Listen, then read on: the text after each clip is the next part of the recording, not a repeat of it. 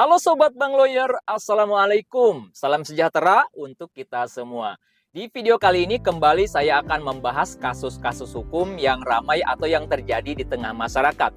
Kasus hukum yang ingin saya angkat pada kesempatan video kali ini yaitu kasus yang menimpa sahabat viewers kita yang menjadi korban penipuan dengan modus gadai mobil. Nah, kasus serupa seperti ini adalah kasus yang kesekian kali yang saya temukan, baik itu saya temukan di lapangan ataupun juga pengakuan pengalaman viewers yang curhat yang menyampaikan di channel Pengacara Santuy Official. Harapan saya dengan adanya video-video seperti ini akan banyak masyarakat yang teredukasi, yang paham bahwa jangan sembarangan untuk gadai mobil, untuk ambil gadai mobil.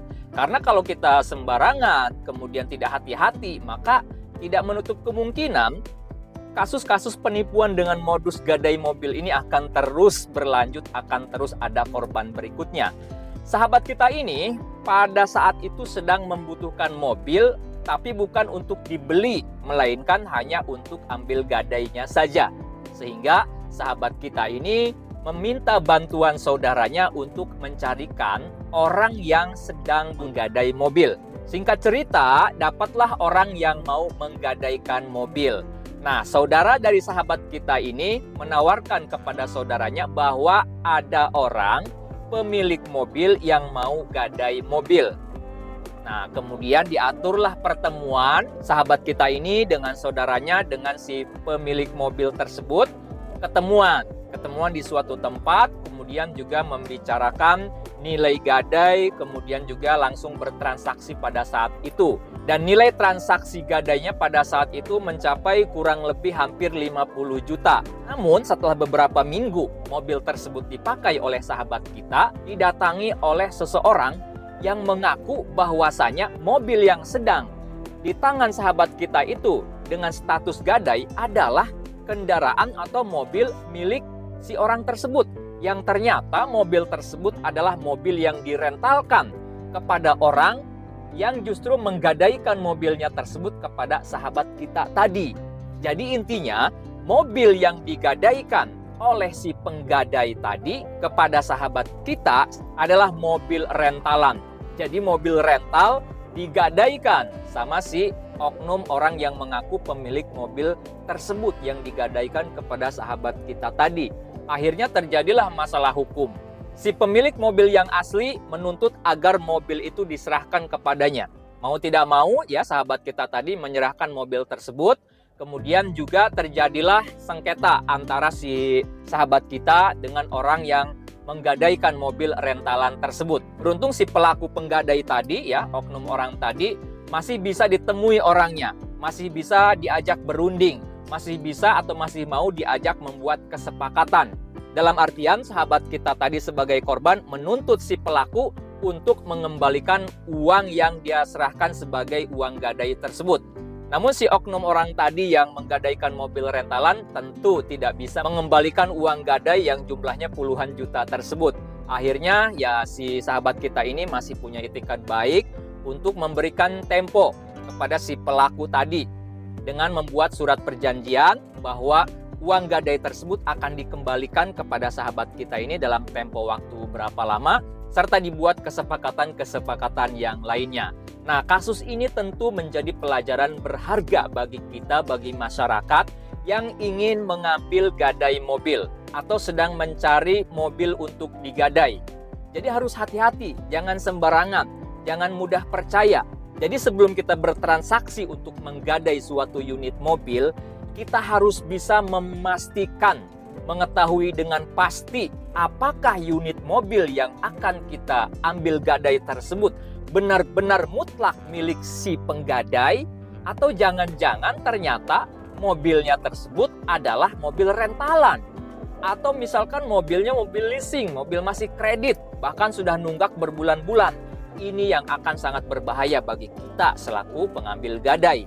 Karena begini teman-teman, kalau misalkan kita ambil gadai mobil dari seseorang yang mengaku bahwa mobil tersebut adalah milik dia, kemudian kita lantas percaya aja, kita lantas mau, kemudian menyerahkan uang gadai, kemudian mobilnya kita bawa, kita pakai, kita pergunakan. Tapi kita tidak tahu apakah mobil itu mutlak milik si penggadai atau bukan?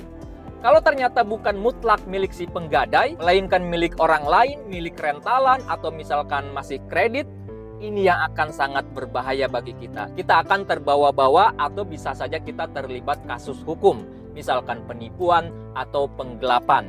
Apakah kita sebagai korban atau mungkin bisa saja kita diikut sertakan sebagai orang yang turut serta melakukan tindak pidana penipuan ataupun juga penggelapan.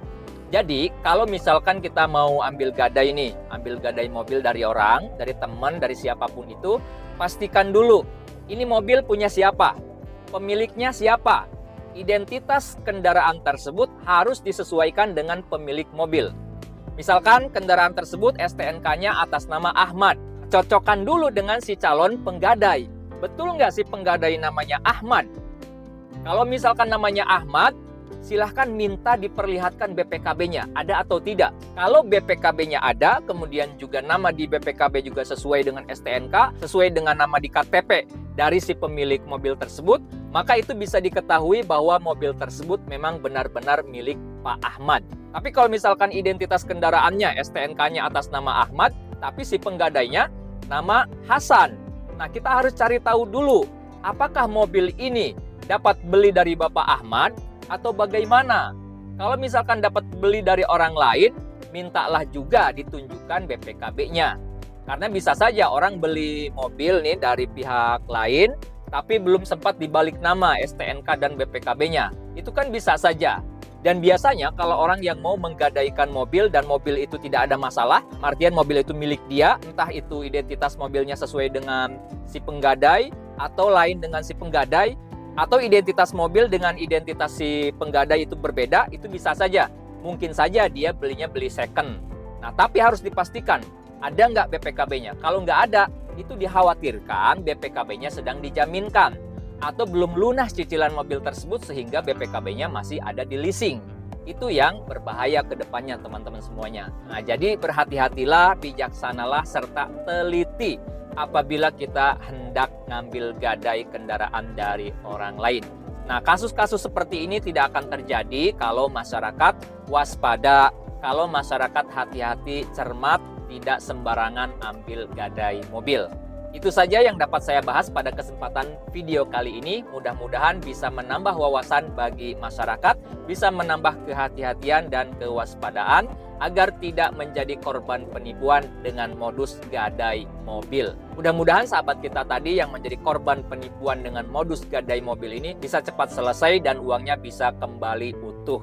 Apabila video ini ada gunanya, channel ini ada manfaatnya, saya mohon keikhlasan dari sahabat YouTube semua untuk subscribe ke channel Pengacara Santuy Official. Bukan siapa-siapa, hanya Lawyer Deso. Sampai jumpa di video-video selanjutnya. Assalamualaikum warahmatullahi wabarakatuh.